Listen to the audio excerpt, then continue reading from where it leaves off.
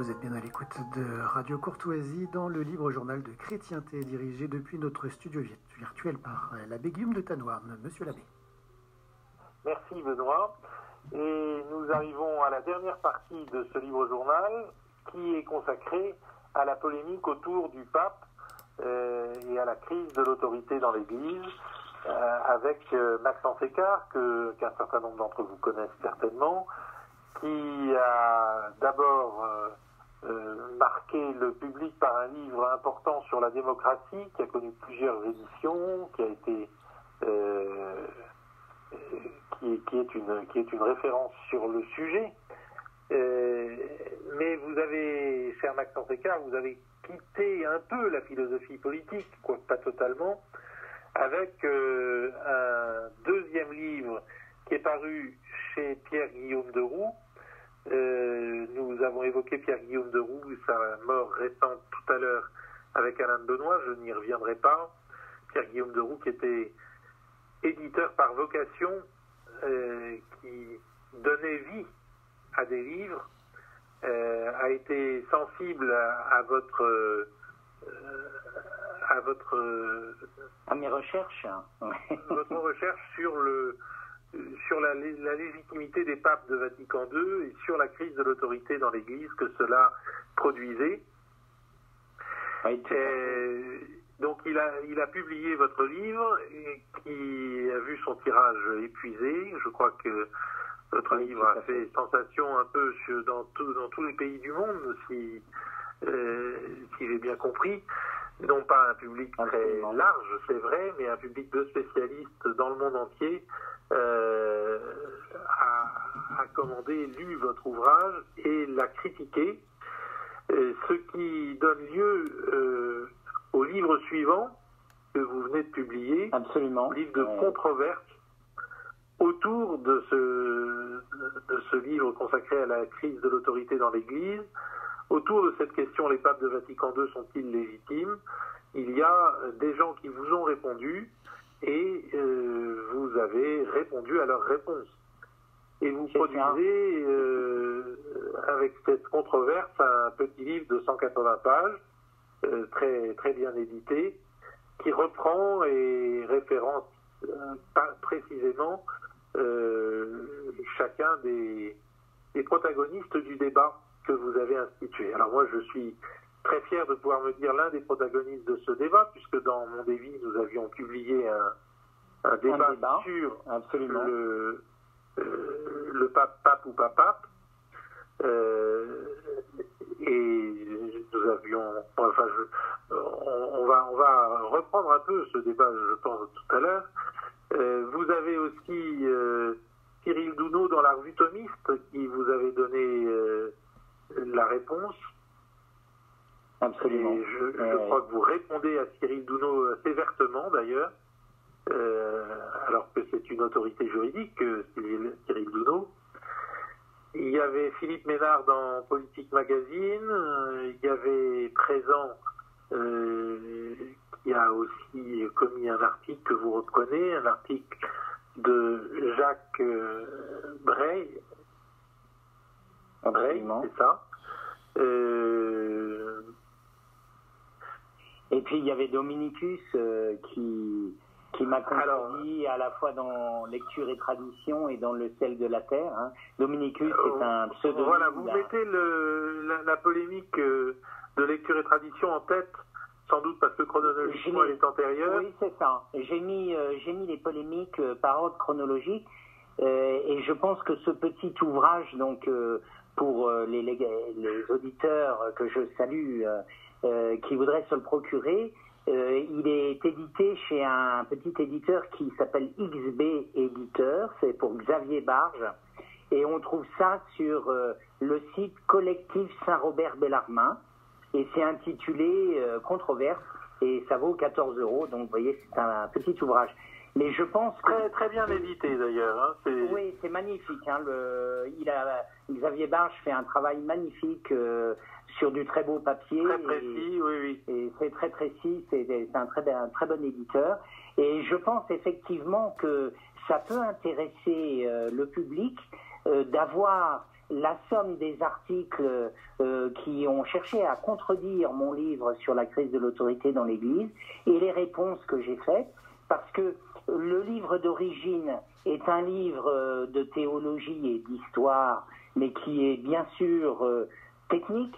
Il est donc d'un abord un peu plus difficile, alors que dans un article de journal, dans un débat, eh bien, on est obligé d'être très synthétique, et ça permet donc d'aborder ces problèmes qui sont évidemment complexes en étant plus simple, et donc ça permet, je pense, aux lecteurs de bien comprendre ce qui est en cause.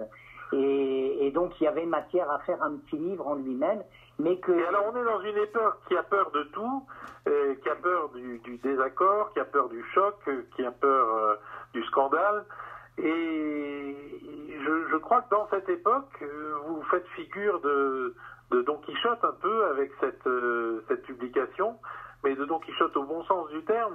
Vous êtes épris de l'absolu et de la position, et la position que vous défendez n'a que cette raison fondamentale.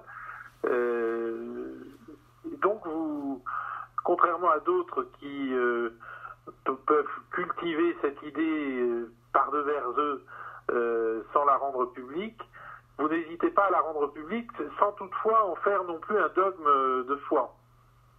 Ça ne peut pas être un dogme de foi, hein, puisque la question de la légitimité des papes actuels, c'est de cela dont on parle. Hein. Est-ce que les papes de Vatican II ont une autorité véritable dans l'Église? Et évidemment, c'est une question à la fois théologique et canonique.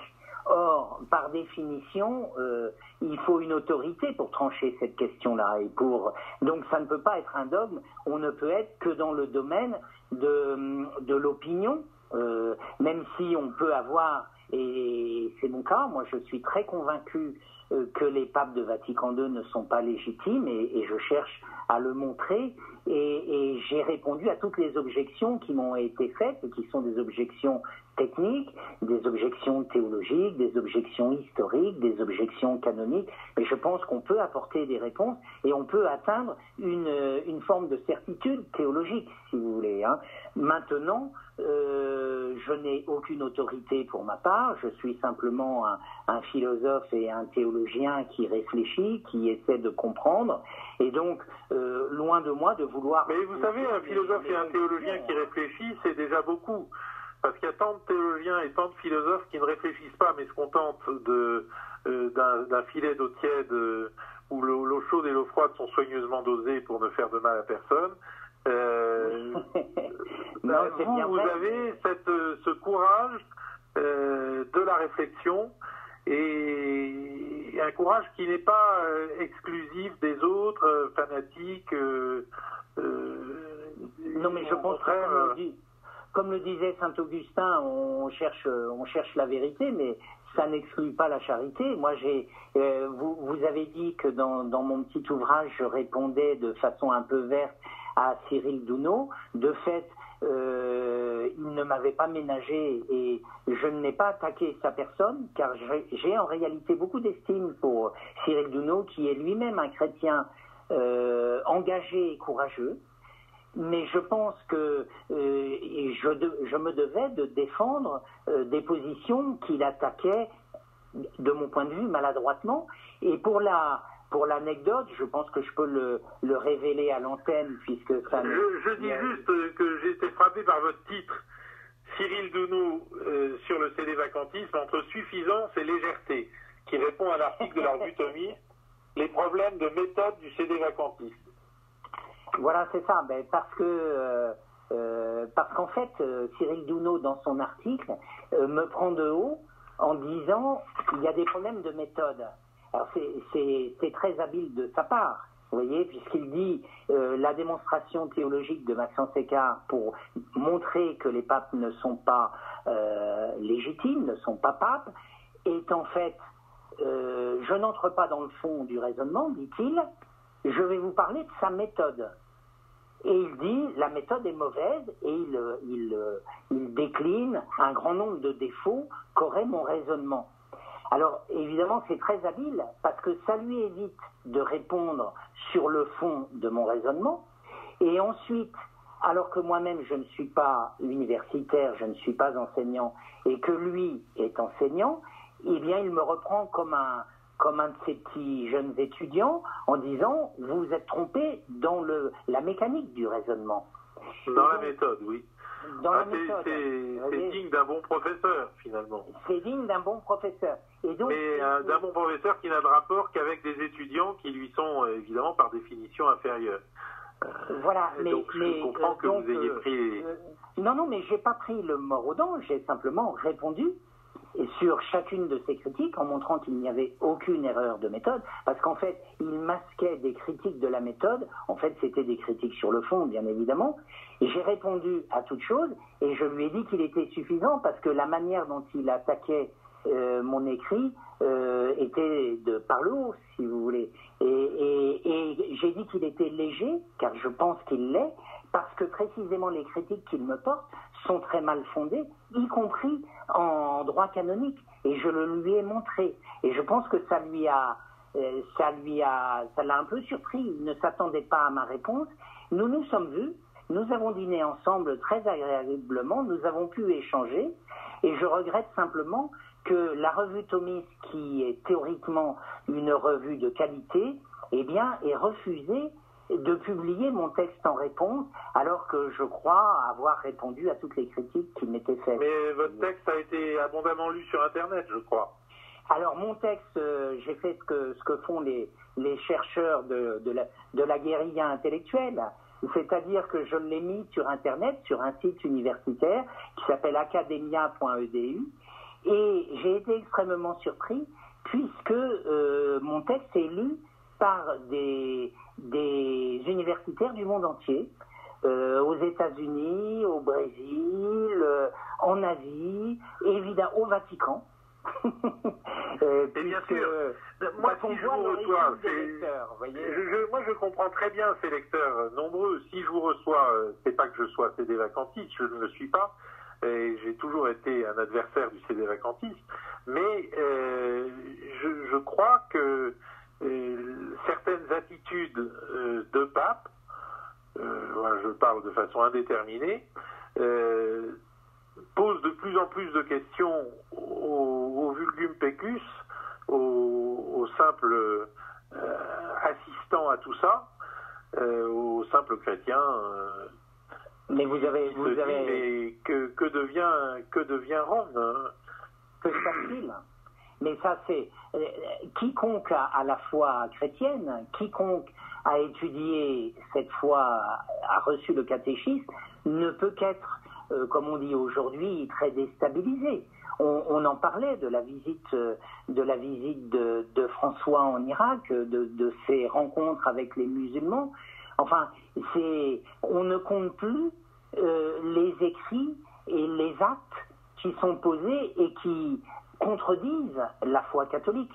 Alors vous allez nous parler un petit peu de l'Irak, parce qu'il y a une question d'auditeur. Paul-Marie Couteau est parti, nous avons clos la deuxième partie un peu tard, il y a beaucoup de messages, mais je vais lire encore celui-là et vous allez me dire ce que vous en pensez. Bonsoir Monsieur l'abbé, le dialogue islamo-chrétien a toujours été un leurre, comme l'ont dit et écrit Marie-Thérèse et Dominique Urvois. Donc pour cet auditeur, si le pape se livre à un dialogue islamo-chrétien, il se leurre. Il se trompe lui-même. Qu'est-ce que vous en pensez? Qu'est-ce que vous pensez de ce que fait le pape en Irak aujourd'hui?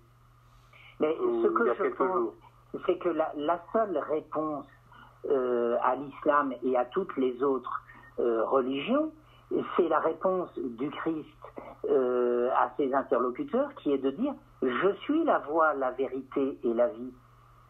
Et donc, le Christ a cet aplomb, si j'ose dire, qui est inouï et aujourd'hui inaudible pour nos oreilles modernes, de dire « J'ai raison, je suis vrai ». Et donc, soit vous me croyez et vous serez sauvés, soit vous ne me croyez pas et vous serez perdus, vous serez damnés. Vous voyez, le Christ est d'une brutalité dans son message qui est inouïe et qui n'est pas incompatible avec le fait qu'ils disent « je suis doux et humble de cœur ».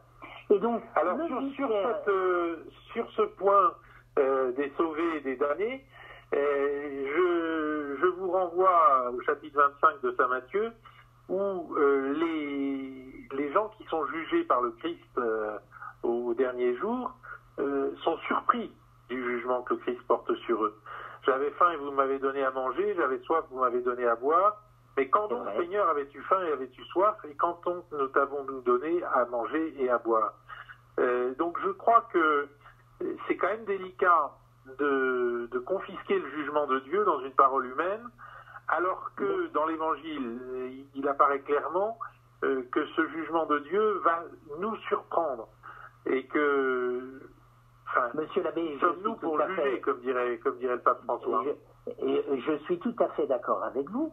Mais je ne juge pas, moi, si... Et c'est parce que je pense que vous êtes d'accord que je me hasarde à vous dire ça. C'est pas pour faire de la polémique bien entendu, gratuite et inutile. On ne peut pas juger que telle personne va être sauvée et que telle autre ne le sera pas. Mais on ne peut pas non plus occulter les paroles du Christ, qui sont très fortes, et qui dit... Soit vous me croyez et vous serez sauvés, soit vous ne me croyez pas et vous ne serez pas sauvés. Le Christ aussi a dit cela. Et il nous a dit aussi, ne jugez pas et vous ne serez pas jugés. Et donc il se réserve, lui, le jugement. Mais donc l'Église et les successeurs du Christ, le vicaire du Christ qui est le pape, doit avoir le discours du Christ. Et avoir le discours du Christ ne consiste pas à dire aux musulmans, vous serez damnés. Le discours du Christ, c'est de leur dire, si vous ne croyez pas à Jésus-Christ, vous tombez sous la parole de Jésus-Christ et vous n'aurez pas le salut. Vous voyez ? Et c'est un peu différent, parce que vous ne portez pas un jugement individuel sur une personne. Mais là, vous faites allusion à la fin de l'évangile de saint Marc et à la phrase « Celui qui croira et sera baptisé sera sauvé, celui qui ne croira pas sera condamné ». Ce qui est assez intéressant dans cette phrase, c'est que le Christ ne dit pas « celui qui ne croira pas et ne sera pas baptisé sera condamné ».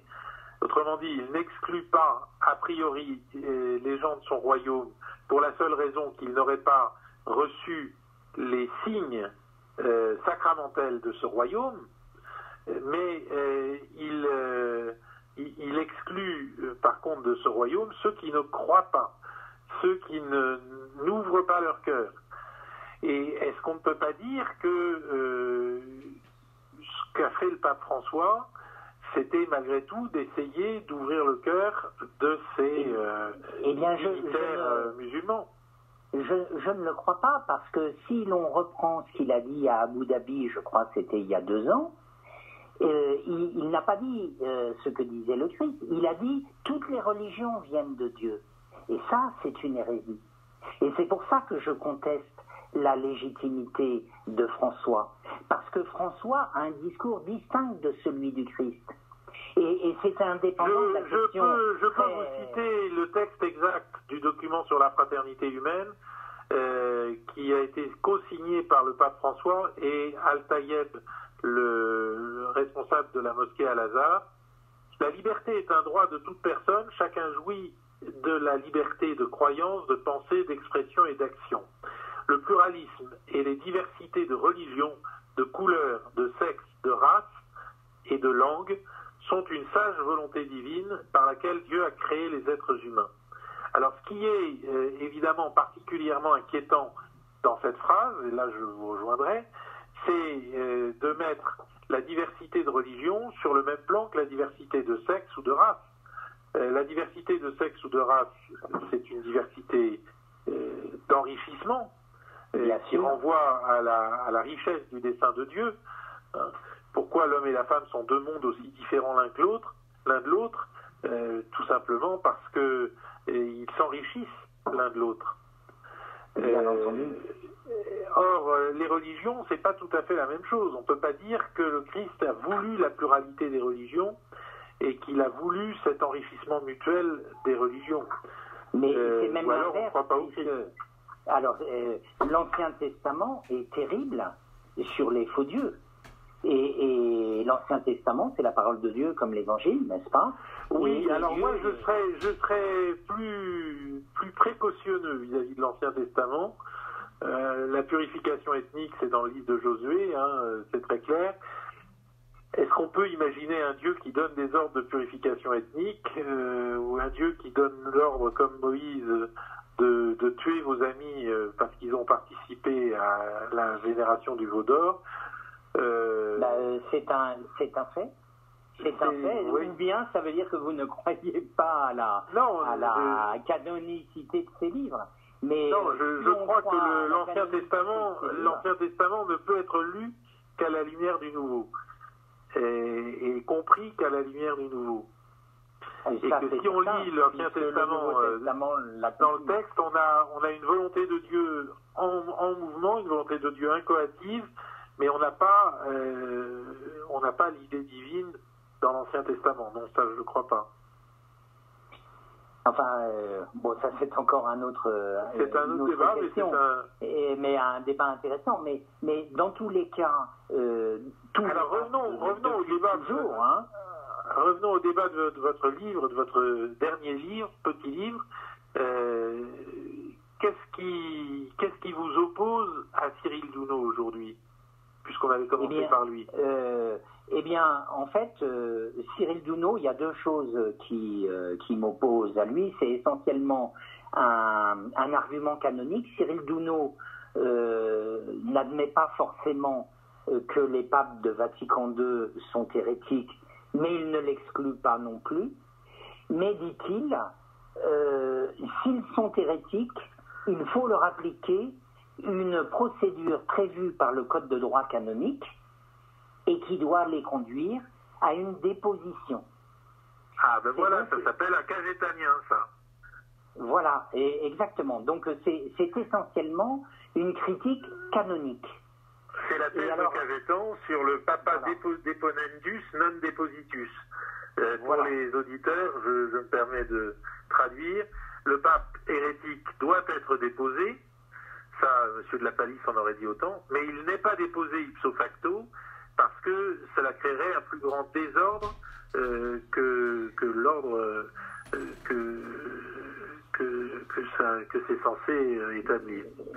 Alors, Cyril Douno a été le principal artisan d'un colloque qui a eu lieu en 2017 à l'université de Sceaux sur cette question de la déposition du pape. Et les actes de ce colloque sont parus en septembre 2019, après la parution de mon livre. Et dans la conclusion, il fait allusion à mon livre. Donc vous voyez qu'il y a tout un débat. Alors, je n'entrerai pas, parce que c'est très technique et c'est quelque part secondaire, sur des critiques sur la bulle Cum ex apostolatus, enfin certains articles du Code de droit canonique que je considère être toujours valables et que Cyril Douno considère avoir été abrogés. Ça, c'est une question technique. Mais je voudrais revenir sur la question de la déposition du pape. Et donc, est-ce qu'aujourd'hui, comme le pensent beaucoup de prêtres, beaucoup d'évêques et même sans doute quelques cardinaux, puisqu'ils ont agi en ce sens, on pourrait mettre en place une procédure de déposition du pape François au motif, par exemple, qu'il aurait commis des actes d'idolâtrie en vénérant la déesse Pachamama au Vatican il y a l'année dernière, si mon souvenir est bon. Oui, c'était une assez sinistre pantalonnade. Voilà, c'était quelque chose d'effrayant et de tout à fait inimaginable. Alors, je réponds dans ce petit ouvrage controverse sur cette question de la déposition. La déposition, en fait, c'est une théorie récente dans l'Église. Récente dans l'Église, ça veut dire que c'est quand même assez ancien, mais qui a véritablement commencé au XIIIe siècle. Sur la base, et pardon de rentrer dans quelques détails techniques, mais autrement on ne comprendra pas, de ce qu'on appelle le décret de Gratien, qui était à l'époque le livre de référence en droit canonique. Il n'y avait pas de code de droit canonique, donc il y avait des documents qui faisaient jurisprudence. Des recueils de décrétales, et le décret de Gratien est un de ces recueils qui a été très utilisé pendant tout le Moyen-Âge. Et alors, Gratien explique dans l'un de ses canons que eh bien, le pape est supérieur à toute autorité sur la terre, donc il ne peut être jugé par personne, mais, dit-il, sauf s'il est pris à dévier de la foi. Donc, il rajoute une petite clausule. Alors, les spécialistes ont fait l'histoire de cette petite clausule, mais qui a été rajoutée en fait au XIIe siècle, qui n'existait pas auparavant, alors que primo sedes anemine iudicatur, le premier siège n'est jugé par personne. Le siège romain, oui. Est jugé par le siège romain. Cette sentence, elle date des tout premiers siècles de l'Église. Alors, les canonistes, ce qu'on appelle les décrétistes médiévaux, ont développé une théorie selon laquelle, lorsqu'un pape tomberait dans l'hérésie, eh bien, il pourrait être déposé. Et par qui pourrait le déposer? Eh bien, alors certains disent le conclave des cardinaux, mais la plupart disent ce serait le concile général, le concile écuménique. Et puis, oui. cette théorie des décrétistes, elle a été reprise à la fin du Moyen-Âge par ceux qu'on a appelés les conciliaristes, donc les opposants à Boniface VIII, Philippe le Bel, par Louis de Bavière contre Jean XXII, et qui ont développé toute une théorie pour dire qu'on pouvait déposer le pape. Et puis ensuite, vous avez eu l'histoire du branchisme d'Occident, le concile de Constance, le concile de Bâle, et ces conciles se sont prononcés en disant le concile écuménique est supérieur au pape. Et le pape peut être jugé par lui, et il peut être déposé par lui. Voilà, ça c'est une tradition ancienne, et effectivement le conciliarisme s'est imposé pendant plusieurs siècles dans l'histoire de l'Église. Il ne s'est pas vraiment imposé. En particulier à cause du granchisme. C'est à cause du granchisme, mais il a été combattu immédiatement par tous les papes. Il y a de très nombreux décrets des papes pour dire qu'on n'a pas le droit de faire appel du pape au concile, c'est-à-dire de faire juger le pape par le concile. Et c'est la raison pour laquelle, par exemple, Eugène IV a dissous le concile de Bâle. Voyez ? Et alors, ce conciliarisme a été évidemment repris par les protestants. Le concile de Bâle, oui, 1423, je crois. Hein. Le concile de Bâle commence en 1431. Et il est transféré donc à Ferrare d'abord, puis à Florence en 1438, et il va devenir un concile schismatique, et sa dernière session sera en 1449. Voyez. Mais donc tous les pères étant excommuniés, et il y aura même un antipape, Alexandre V, si mon souvenir est bon, et qui finalement fera pénitence et rentrera dans la communion. C'est un pape qui a été nommé pour se substituer au schisme des deux papes. Exactement. Et finalement, au lieu de se substituer au schisme des deux papes précédents, il y en a eu un troisième. Donc il y avait trois papes à cette époque-là. Ça c'est au moment du concile de Constance. Au concile de Bâle, il y avait simplement donc Alexandre V qui a été nommé par le concile de Bâle, qui avait suspendu Eugène IV. Et l'histoire des trois papes, c'est quelques années plus tôt, c'est à la fin du concile de Constance, dans les années 1414 et 15, exactement. Hein, mais les théologiens orthodoxes considèrent qu'il y avait quand même parmi les trois papes auxquels vous faites allusion. Enfin, il y avait quand même une très grave crise de l'Église à cette époque-là, qui explique l'erreur du concile de Bâle assez largement. Mais maintenant, ce qui est vrai, c'est que des gens aussi sûrs que Bossuet ont été alors, Bossuet, Fénelon encore. Exactement. Donc, le conciliarisme a subsisté en France avec des gens comme Pierre d'Ailly, Gerson, Almin et Bossuet. Et Bossuet qui a inspiré en 1682 la fameuse déclaration des 4 articles de l'Église gallicane, et qui proclame la supériorité du concile sur le pape. Mais cette déclaration des 4 articles, elle a été condamnée formellement par 2 papes, vous voyez, par Innocent XI et Clément VIII. Et donc... là, c'était le fascisme bourbonien à l'œuvre. Exactement. Et l'espèce de revendication de la supériorité absolue de la France sur le reste du monde, qui n'a pas porté chance aux Bourbons, il faut reconnaître. Exactement. Et ça a subsisté jusqu'au Concile Vatican I, puisque vous savez qu'en 1870, Monseigneur d'Arbois, l'archevêque de Paris, Monseigneur Dupanloup, Monseigneur Maret, qui était le théoricien de la bande, était opposé à l'infaillibilité pontificale.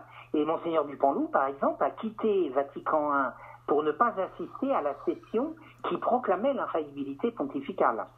Et ils mettront plusieurs mois à accepter le dogme proclamé par Pie IX de l'infaillibilité pontificale. Donc vous voyez que les répercussions du conciliarisme, donc j'analyse dans mon article son origine dans Marcille de Padoue, qui était un auteur du début du XIVe siècle, mais ces erreurs, elles ont duré jusqu'à la fin du XIXe siècle. Et aujourd'hui, elles reviennent, puisque nos amis Cyril Dunot et ses collègues juristes, en fait, ils proposent d'instituer une procédure de jugement du pape par les cardinaux. Donc on pense qu'ils ont à l'esprit le cardinal Müller ou le cardinal Burke.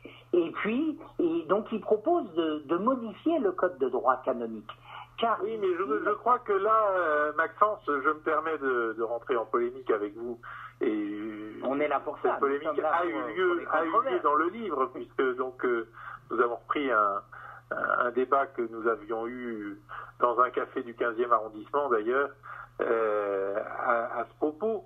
Et je crois que c'est un petit peu plus compliqué que ça parce que il s'agit d'un dispositif d'urgence dans une situation exceptionnelle.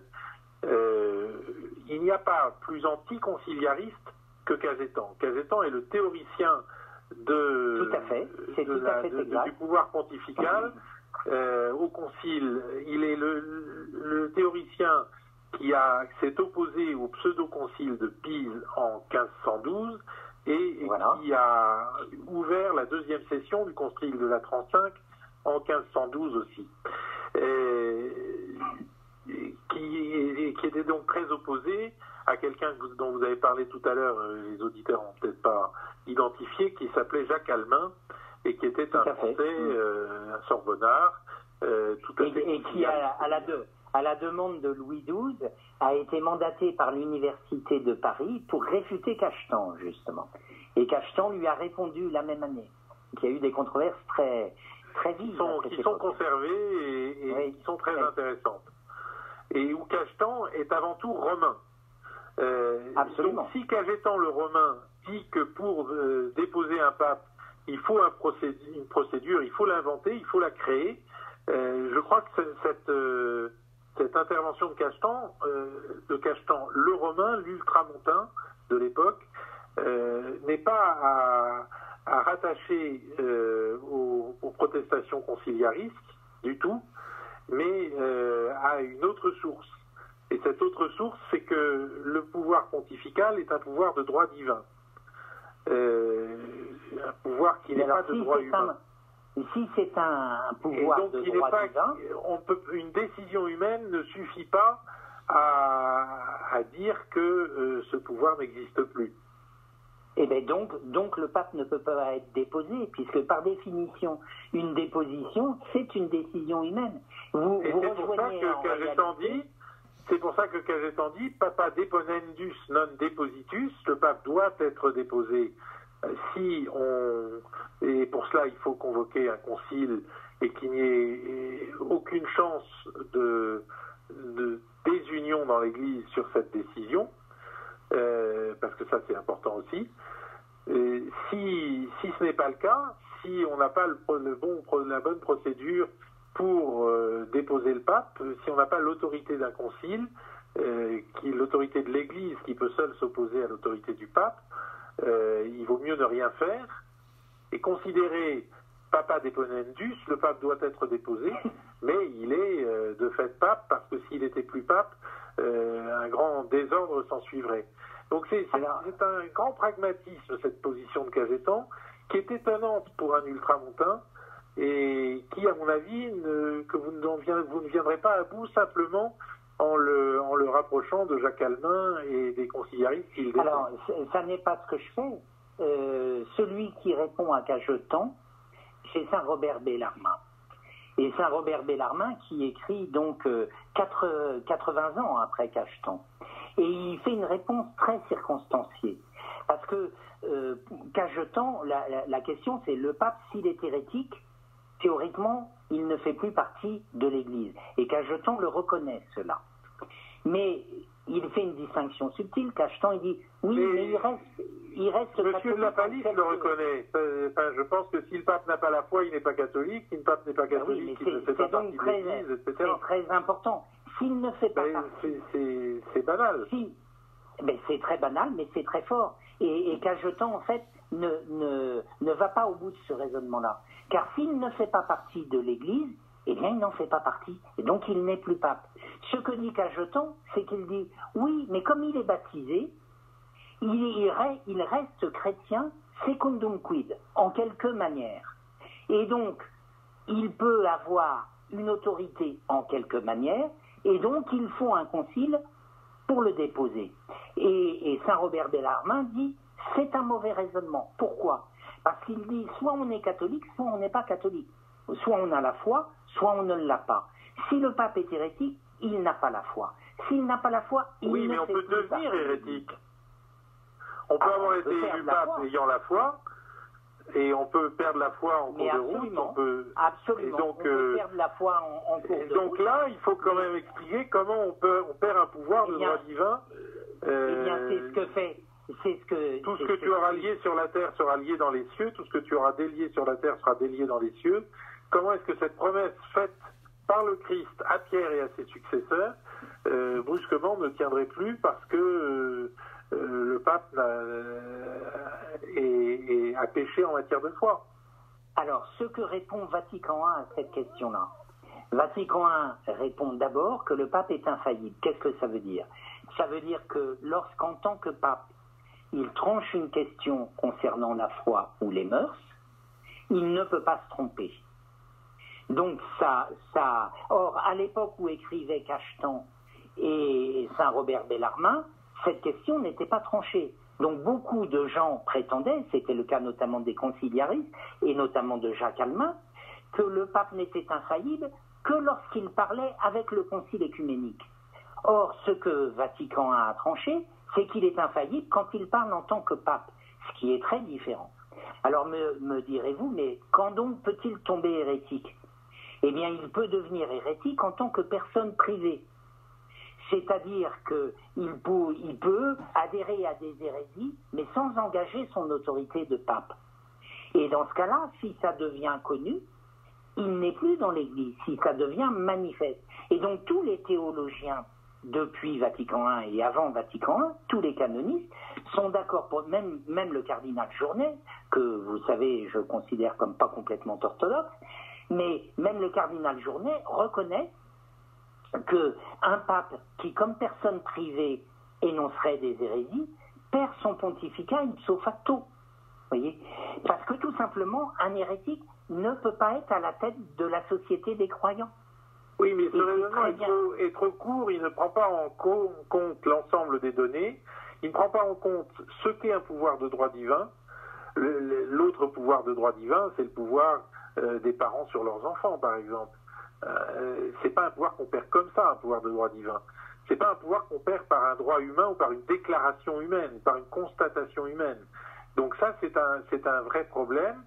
Mais d'ailleurs, et le deuxième problème, c'est le désordre énorme que mettrait dans l'Église cette idée que un pape hérétique perd ipso facto son pontificat, parce que chacun alors pourrait entrer en polémique pour savoir si le pape est hérétique ou non, et il n'y aurait plus d'Église finalement. Il y aurait le CD vacantisme et l'ecclésio-vacantisme. Alors, pas du tout, tant qu'il y a des gens qui ont la foi et qui le disent, l'Église subsiste. Mais je voudrais répondre aux deux points. la question du pouvoir quelque part surnaturel du pape, de son infaillibilité. De fait, vous touchez un point important. Il n'existe pas dans l'histoire de l'Église, il n'y a pas d'exemple de pape qui soit tombé, même comme personne privée, dans l'hérésie. Il n'y a pas d'exemple. Depuis toujours, les hérétiques ont prétendu que les papes s'étaient trompés, avaient dit des hérésies. Ça commence pas au protestantisme, ça commence sous Saint Augustin, quand l'hérétique pétulien accuse le pape Saint Marcellin d'avoir sacrifié aux idoles. Et en fait, c'est une histoire inventée, nous explique Saint Augustin. Bon. Et ensuite, à toutes les époques, les Grecs ont prétendu que les papes avaient été hérétiques. L'histoire d'Honorius, l'histoire de Libère. Les protestants s'en sont donnés à cœur joie. Les Gallicans ont dit que tous les papes avaient été hérétiques. Bossuet le dit, et à la fin de sa vie, Bossuet a déchiré certains de ses écrits en disant « ça n'est pas vrai, on ne peut pas prouver qu'il y a eu des papes hérétiques ». Et alors, avant Vatican I, il y a eu des le pape Honorius, mais... Non, enfin, l'histoire du pape Honorius, on ne va pas rentrer là-dedans, c'est compliqué, mais que nos auditeurs sachent que les historiens catholiques ont répondu sur la question du pape Honorius, qui est une vieille question que tout le monde ressort, et jusqu'à Vatican I, il y a des tas de livres qui sont parus, et que je cite dans mes livres, qui expliquent qu'il n'y a pas eu de pape tombé dans l'hérésie. Ça, c'est la première des réponses que je vous fais. Donc, l'hypothèse d'un pape hérétique, même comme personne privée, moi, je pense que ça n'est pas certain, et vous savez qu'il y a beaucoup de théologiens qui considéraient que Dieu ne le permettrait pas. C'était le cas de Pigus, c'était le cas de Saint Robert Bellarmine, c'était le cas du canoniste Bouix, et le cas du cardinal Bouix et Robert Bellarmine, ils ne croient pas que puisse arriver... oui, mais ça, ils ne l'imposent pas. Un pape hérétique. Donc, ils sont libres ensuite de tirer toutes les conséquences spéculatives de cette idée, de cette pure idée d'un pape hérétique, puisque pour eux, ça n'arrivera jamais. Ce qui est intéressant chez Cachetan, c'est qu'il sait que ça peut arriver. Il sait qu'il a vécu Alexandre VI, il a vécu Jules II, il a vécu les papes de la Renaissance, il a vécu des papes tyranniques, et il parle de la tyrannie des papes, du point de vue de certains papes en tout cas. Il en parle... il a connu de près, puisqu'il était général des Dominicains dans sa jeunesse, au moment où Alexandre VI, Borgia, sévissait à Rome. Il s'est même adressé à lui dans un sermon d'apparat qui nous a été gardé. Donc, il est conscient de la fragilité de l'institution pontificale. Et c'est justement pour ça qu'il dit...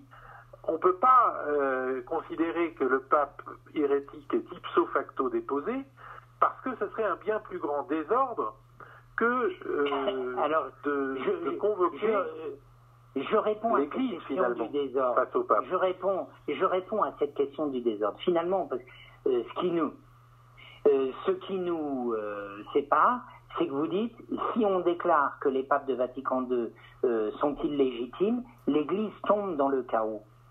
Mais on fait de l'ecclésiovacantiste. Et l'Église est aujourd'hui dans le chaos. Vous voyez, même si François est considéré comme pape, vous voyez bien qu'il scandalise tous les chrétiens en faisant des actes hérétiques, en émettant des doctrines hérétiques. Personne ne lui obéit, ni vous ni moi. Et grâce à Dieu, parce que nous souhaitons garder la foi. On est dans une papauté grise, qui n'est ni noire ni blanche, mais grise. Donc, si vous voulez, lorsque moi, je dis « il n'est pas pape parce qu'il énonce des hérésies », et vous, lorsque vous me dites « il est hérétique, il doit être déposé », quelque part, c'est une discussion de spécialistes, mais ça ne change absolument rien à l'état de l'Église. L'Église est dans le chaos, tout simplement parce que ces pontifes de Vatican II ne sont plus fidèles au message du Christ et de l'Église de toujours. Voilà tout. Ça c'est évident. Ça, c'est évident. Et donc, je ne pense pas l'Église ne serait pas dans un tel désordre si la foi était proclamée intacte et forte. Donc il ne faut pas croire que contester la légitimité de ces papes ajoute au chaos ambiant. Non, ça ne change rien. C'est ce que je crains, moi.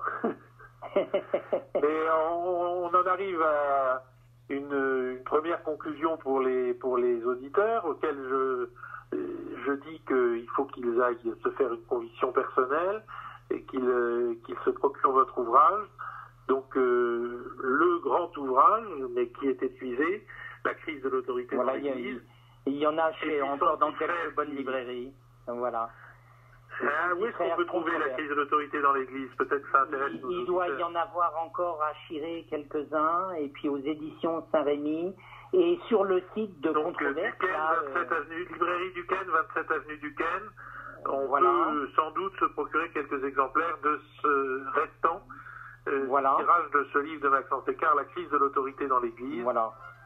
Et puis Controverse. Et on peut se procurer facilement le petit frère sur la polémique qui s'installe, la controverse, autour du livre de Maxence Écart, La crise de l'autorité dans l'Église. Messieurs, il faut conclure. Chez XB Éditeur, c'est sur Internet ça. Absolument. XB Éditeur, collectif Saint-Robert-Bellarmin. Merci messieurs. Vous venez d'entendre le libre journal de chrétienté dirigé par l'abbé Guillaume de Tanoirne, diffusé en direct sur Radio Courtoisie, jeudi 11 mars 2021 de 18h à 21h et réalisé par Benoît.